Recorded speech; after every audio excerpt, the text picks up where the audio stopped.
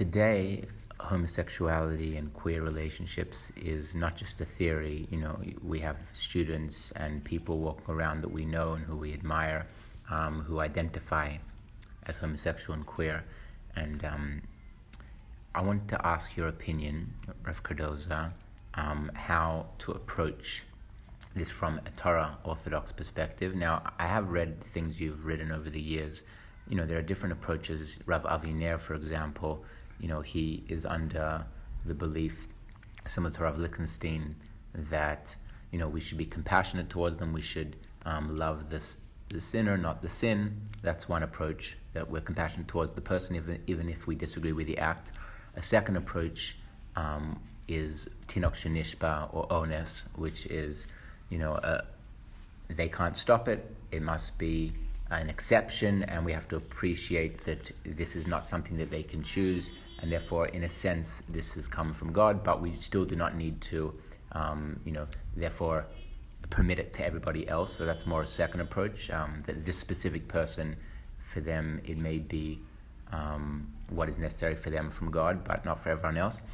And then a third approach is, I forgot his name. He wrote a very famous book on homosexual relationships. He himself is an Orthodox rabbi. Rabbi Rappaport? Not Rabbi Rappaport. I forgot his name. So he wrote a spectacular book. He himself is a homosexual Orthodox rabbi. Yes. Rabbi Green. Rabbi... Green. I don't remember how to say it. Yeah, Rabbi... And he says that he thinks it is obviously the will of God for anyone who believes that they are, homosexual or queer, to follow that lifestyle, and Orthodox can find a way to legitimize that through halachic language. So these are three very different approaches. I would even characterize the first as, finding a leniency of being compassionate, even though we never ever legitimize the action. The second approach is even more lenient because it's saying, well, even the action itself for that specific person is holy, even though for other people it isn't. And then the third goes all the way and says, well, really for anyone it could be. So I want to ask, within that spectrum of, I would say, actually three compassionate approaches, where do you stand? Now, because side note, there are two other extremes, which is, it's completely forbidden and terrible and we should outcast them, which I actually don't think majority of Orthodox Jews fit into that category. And then the other extreme, you could call them the radical left, is anything new is fine and we shouldn't question it, and even that is closed-minded, and it's also a type of fundamentalism that we always have to accept no matter what. So where do you stand in that spectrum? Okay, yes, this is a very important question, and I have put my thoughts on it, and I've also spoken about it together with also rabbis, sometimes in different settings. I can only tell you where I'm holding now, which doesn't mean to say that I will keep with that, because my thoughts are still in process about it. Compassion, for sure. I don't think we have any right to do anything against these people. We should be mekabel panim otam wherever we can, also in shul. This is not always lema'aseh so easy. I know that from rabbis who have to deal with these kind of couples, also when they are transsexual and they want to sit in the men's department or the men's side of the shul and not in the women's side of the shul. I know about cases like that. But when we come to homosexuality, at the moment, and I emphasize that, at the moment I would say like this. Those who, let me say this different. The isur, the prohibition for an homosexual act, I think, was only meant for heterosexual people. In other words, when the Torah says mishkaf zachar is forbidden and is an afla, what is it the name again? There's another word which the Torah uses. What is the name? Abomination in Hebrew. To'eva. To'eva, yeah. To'eva, sorry. where Chazal say to'eba, he was mistaken in it, which is in itself a very interesting observation, as if they are lessening the meaning of the word to'eva to a mistake. But not all of Chazal would agree with that. I would say at this moment that the prohibition only applies to those who are heterosexual people. Don't start as an heterosexual having homosexual relationships. I mean, homosexual relationships in the form of intercourse or the act itself. I'm not speaking about feelings, because probably all human beings have homosexual feelings, and we are probably born with that. We see it also in the animal world, that it is definitely there. There's no point in denying that. So if a person really is an homosexual from birth, let's say, his genetic compilation is such that he is an homosexual, and then he wants to have a partner of the same sex, let's say, then I would say this prohibition doesn't apply to him or her, because it was only speaking about heterosexual people. The problem which I have, and I've been writing with some professors in Holland about this, when do you know for sure that somebody is an homosexual? And that is not an easy one to answer. There are different opinions. There is also an opinion, I understand, as one professor wrote me, that it can happen not from birth, but starts to come about later in life.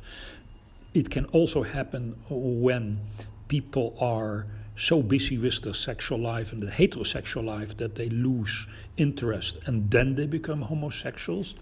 Question then is, would my observation that it only applies to heterosexual people still apply, yes or no?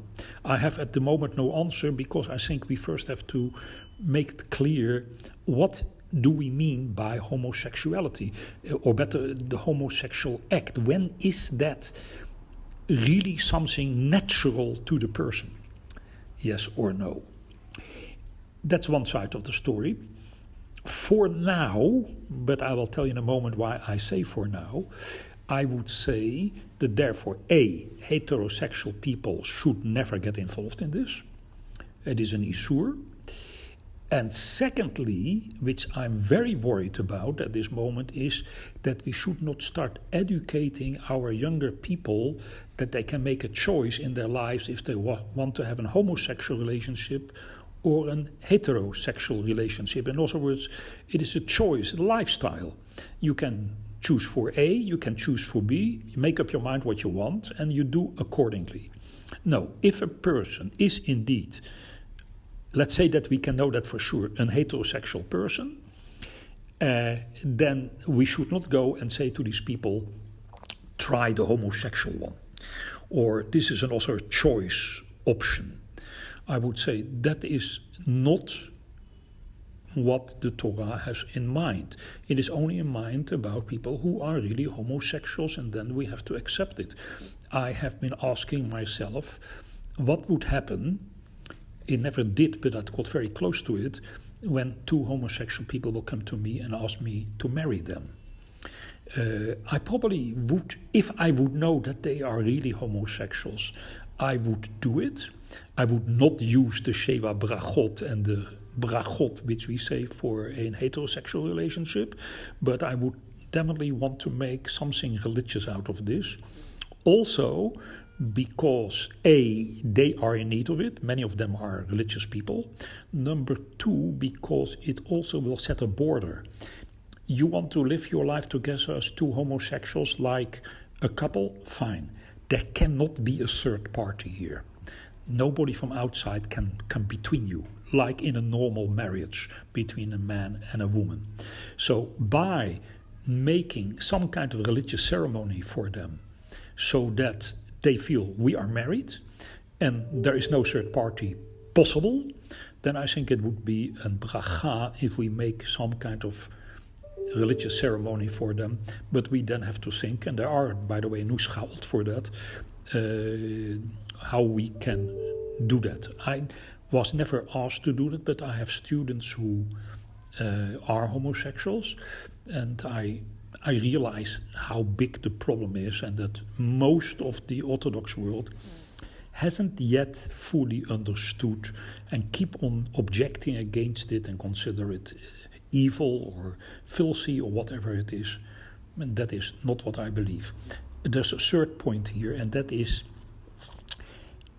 Rav Kook in his book called Le Nevuché Hador, which is an unbelievable book, which it seems he wrote in his younger days, so I've been told. I've been rereading it again.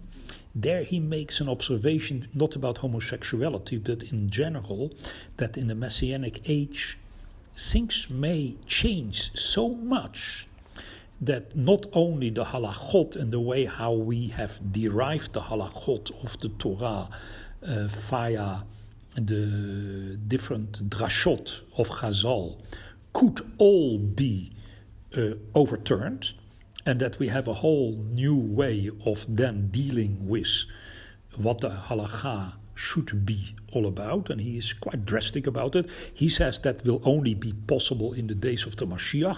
I wonder if he really meant that, or that he just wrote that because it would be too much to say that this would apply today.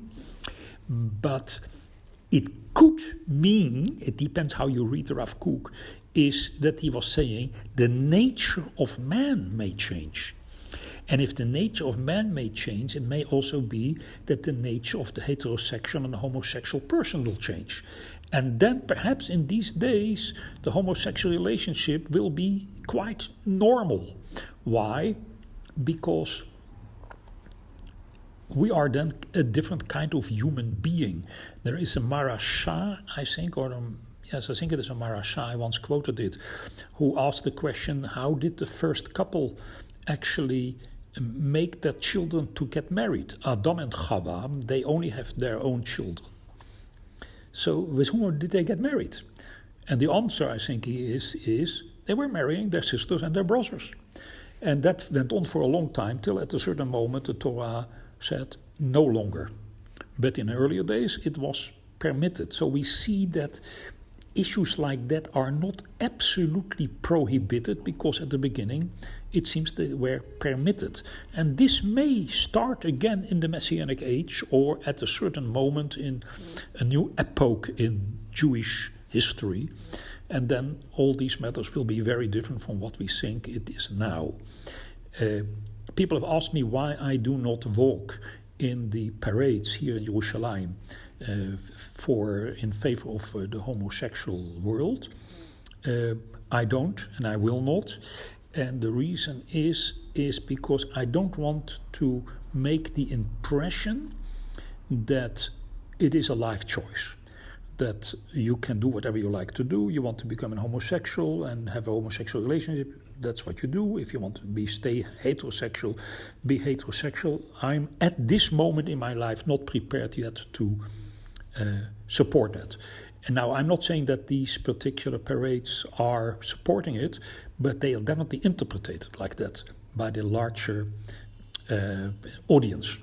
And that I am at this stage not yet prepared to do. I may be wrong here, but I feel uncomfortable doing that.